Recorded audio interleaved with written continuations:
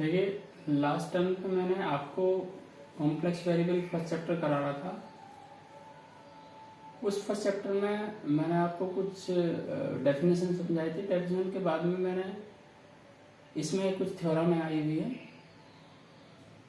वो थ्योरम आज मैं समझा रहा हूँ। इन थ्योरम में से आपका ये आपकी तीन थ्योरम है। तीन थ्योरम में से एक थ्योरम एग्जाम में आएगी 7.5 नंबर में। जैसे फर्स्ट थ्योरम है, the modulus of the product of two complex number is the product of their moduli. Means अगर दो कॉम्प्लेक्स नंबर का हम मॉडुलस लेंगे, प्रोडक्ट का मॉडुलस लेंगे, तो वो अलग अलग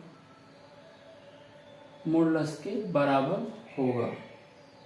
मीन्स Z1, मान लिया हमने अपने पास से Z1 Z2 क्या ले लिया, आपके दो कॉम्प्लेक्स नंबर ले लिए। Z1 Z2 का modulus is equal to Z1 का मॉडुलस प्लस Z2 का मॉडुलस। अब हमें इसे प्रूफ कैसे करना है। वी हैव Z1 Z2 के मॉडुलस का स्क्वायर। मॉडुलस का स्क्वायर इक्वल टू किसका होता है, जनरली होता क्या है कि Z का मॉडुलस का स्क्वायर इज इक्वल टू होता है Z बार। ये लास्ट नंबर में मैंने बताया था आपको। तो हम लिख सकते हैं, इस डेफिनेशन से लिख सकते हैं Z1 Z2 के मॉडुलस का square is equal to Z1 Z2 into Z1 Z2 का मॉडुलस का बार कॉन्जुगेट। Z1 Z2 Z1 का कॉन्जुगेट Z2 का कॉन्जुगेट मल्टीप्लाई में अलग अलग कॉन्जुगेट बराबर होते हैं। तो हमने इनको मल्टीप्लाई फॉर्म में रख लिया है, उसी फॉर्म में रख लिया, चेंज करके लिख लिया थोड़ा। Z1 Z2 के का बार Z2 Z2 का बार, Z1 Z1 का बार इक्वल टू होता है Z1 के मॉडुलस के स्क्वायर और Z2 के मॉडुलस का स्क्वायर। इस तरह से हम दोनों साइड का हमने क्या कर दिया, taking square roots both side we get square root ले लिया। Z1 Z2 के modulus is equal to Z1 का मॉडुलस Z2 का मॉडुलस के बराबर। तो ये प्रूफ हो गया हमारा।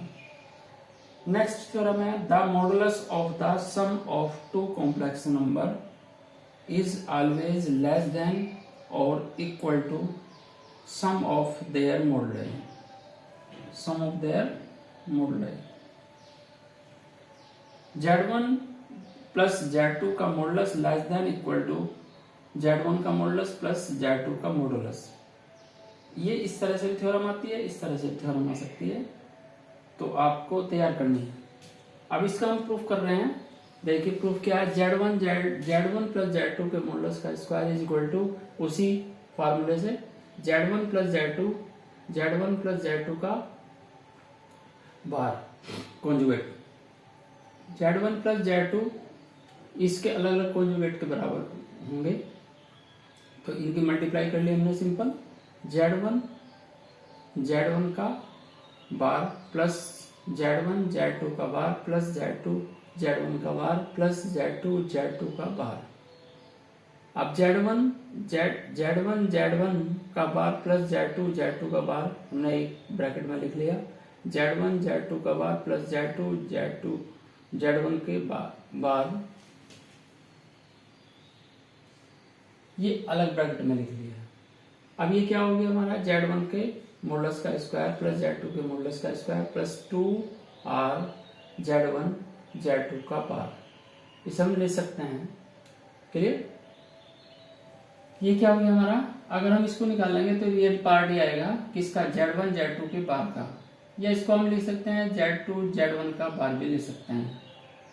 अब ये क्या हो गया हमारा, Z1 के मॉडुलस का स्क्वायर प्लस Z2 के मॉडुलस का स्क्वायर प्लस 2Z1 Z2 का बार, ये लेस देन इक्वल टू आएगा दिस सम क्वांटिटी। Z1 के मॉडुलस का स्क्वायर प्लस Z2 के मॉडुलस का स्क्वायर प्लस 2Z1 Z2 का बार अलग अलग मॉडुलस के बराबर होगा इज इक्वल टू Z1 के मॉडुलस का स्क्वायर प्लस Z2 के मॉडुलस का square plus 2Z1 modulus plus into Z2 modulus. अब ये क्या हो गया, का होल स्क्वायर हो गया। इसको क्या ले सकते हैं हम, का होल स्क्वायर ले सकते हैं। Taken the square roots both side we get z1 plus z2 less than equal to z1 का मॉडुलस प्लस z2 का मॉडुलस के बराबर होगा। क्लियर? दोनों साइड का हमने क्या ले लिया, स्क्वायर रूट्स ले लिया।